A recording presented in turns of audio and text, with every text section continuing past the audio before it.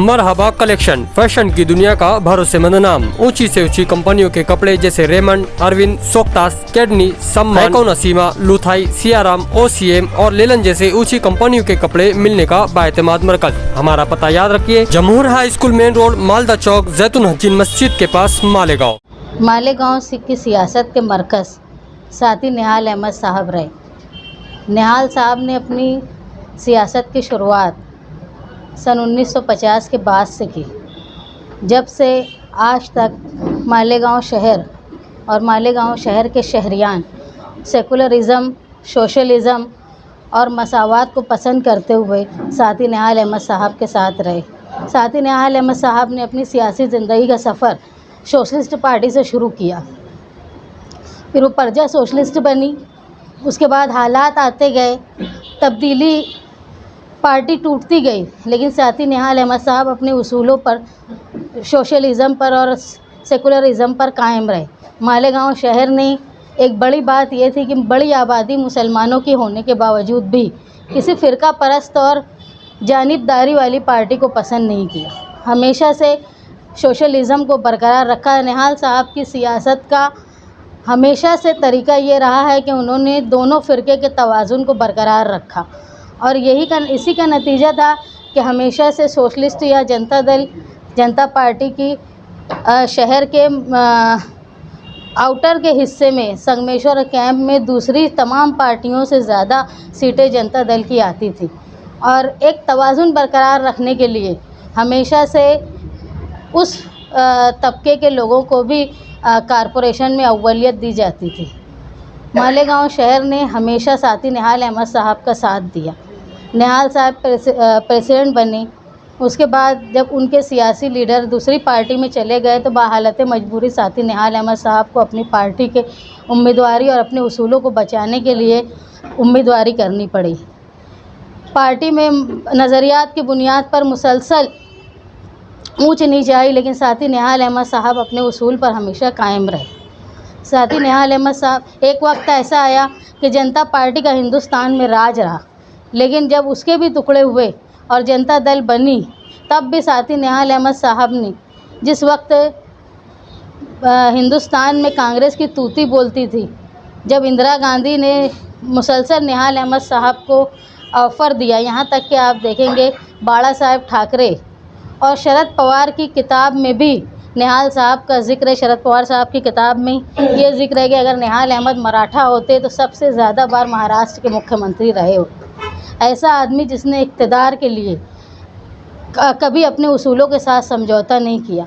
मैं फ़ख्र महसूस करती हूँ कि मेरे लीडर, मेरे बाप एक ऐसे थे जिन्होंने हमेशा अपने उसूलों को अव्वलियत दी, कभी किसी ओहदे को अहमियत नहीं दी।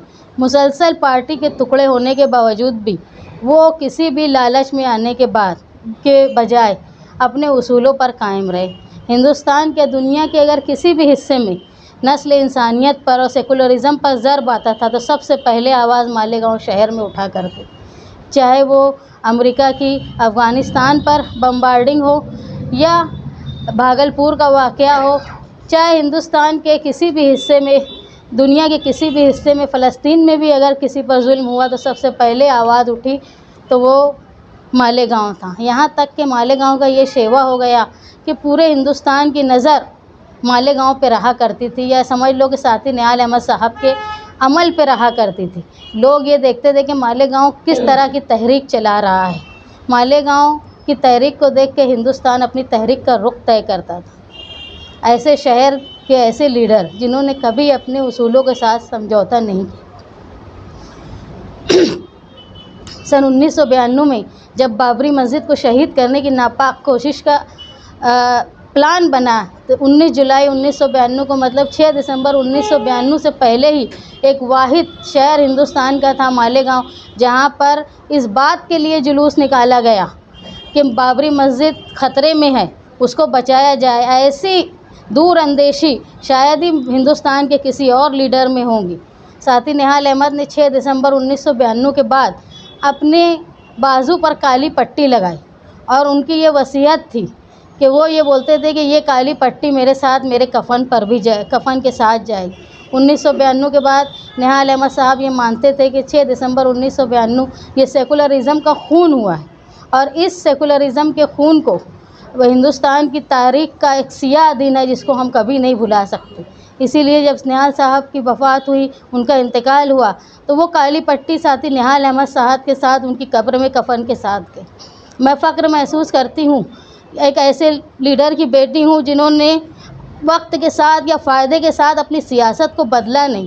ہم لوگوں میں یہ طاقت دی کہ نہال صاحب کے انتقال کے بعد ساتھی بلند اقبال نے اپنی جنتا دل سیکولر کا کام سنبھالا۔ ہم لوگ سمجھ نہیں پاتے تھے کہ سیاسی طور پہ کیا کرنا ہے، لیکن مالیگاؤں شہر کی عوام اور نہال احمد کے جیالے نہالی ورکر جو ہمارے لیے خاندان اور رشتہ داروں سے بڑھ کر سہارا دیا کرتے تھے۔ جب ساتھی بلند اقبال کا انتقال ہوا، اس وقت بھی جب شہر یہ سوچتا تھا کہ بھائی اب جنتا دل سیکولر یا نہال احمد کی سیاست ختم ہو گئی ہے، اس وقت بھی جنتا دل کے ورکروں نے، نہال صاحب کے ساتھیوں نے ہم کو سہارا دیا، اور ہم نے اپنی پارٹی کو نہال صاحب کے اصولوں سے چلانے کی کوشش کی، اور اس کا یہ نتیجہ ہے کہ آج شہر کے ہر حصے میں نہال صاحب کے ماننے والے لوگ ہیں، نہال صاحب کو جاننے والے لوگ ہیں۔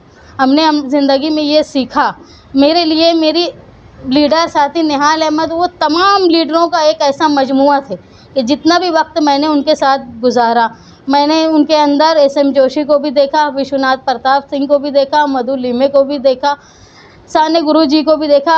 اس میں ہر سوشلسٹ، ہر سماجوادی لیڈر کی جھلک ساتھی نہال احمد صاحب میں تھی۔ اس لیے میں مانتی ہوں کہ میں نے ایسے لیڈر کے ساتھ کام کیا جو ہندوستان کے تمام سماجوادی لیڈروں کا ایک مجموعہ تھا۔ مالیگاؤں شہر کی میں شکر گزار رہی ہوں کہ اتنے بڑے خلا کے بعد بھی نہال احمد صاحب کا ساتھ اور ان کے ساتھیوں کا ساتھ یا ہمارا ساتھ مالیگاؤں شہر کے نہالی ورکروں نے نہیں چھوڑا۔ لیکن اب جو حالات آ گئے، جب جنتا دل تھی اس وقت شرد یادو این ڈی اے کے ساتھ پیکٹ کیے، لیکن ساتھی نہال احمد صاحب نے ان کا ساتھ نہ دیتے ہوئے سیکولرزم کو اولیت دیتے ہوئے جنتا دل سیکولر میں رہے۔ جو آدمی اپنی زندگی کے ساتھ اور زندگی کے بعد بھی سیکولرزم کا پرچم لہرانے کا کام کرتا ہو، جس نے یہ وصیت کی ہو کہ جب سیکولرزم کا خون ہوا ہو اور وہ خون کی مذمت میری زندگی کے ساتھ ساتھ میری موت میں، میرے قبر میں میرے کفن کے ساتھ کالی پٹی جائے گی، اس کے ماننے والے لوگ کبھی بھی سیکولرزم کو چھوڑ نہیں سکتے۔ ہندوستان کا یہ وقت آ گیا ہے کہ اب سیاست دو حصوں میں بٹ گئی، ایک کمیونل اور ایک سیکولر۔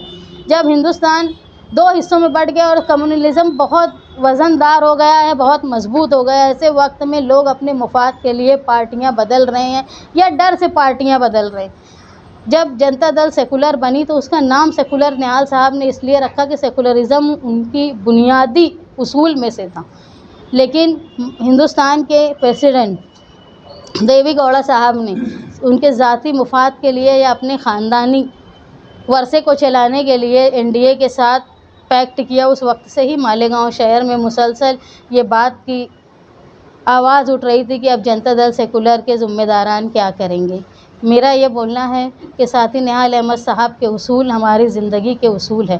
سیاست میں ساتھی نہال احمد صاحب جس طرح رہے، انہوں نے بڑی بڑی پوسٹ کو، بڑے بڑے آفر کو اس لیے قربانی دی کہ وہ اپنے اصولوں سے ہٹنا نہیں چاہتے تھے۔ وہی ورثے کو ہم قائم رکھتے ہوئے آج بہت بھاری من کے ساتھ میں شان ہند نہال احمد، جنتا دل سیکولر پریزیڈنٹ ڈسٹرکٹ مالیگاؤں، یہ اعلان کرتی ہوں کہ ہم لوگ آج جنتا دل سیکولر چھوڑ رہے ہیں۔ ہمارے تمام عہدیداران کے ساتھ یہ جنتا دل سے جو سیکولرزم کی بنیاد کو چھوڑ دیا ہے، اس کے ساتھ ہمارا اب کوئی تعلق نہیں۔ آگے کیا قدم ہے؟ مہاراشٹر یونٹ نے طے کیا ہے کہ وہ ہم خیال سیکولرزم پر قائم پارٹیوں سے کانٹیکٹ کرے گی، ہم ان کے فیصلے کا انتظار کر رہے ہیں۔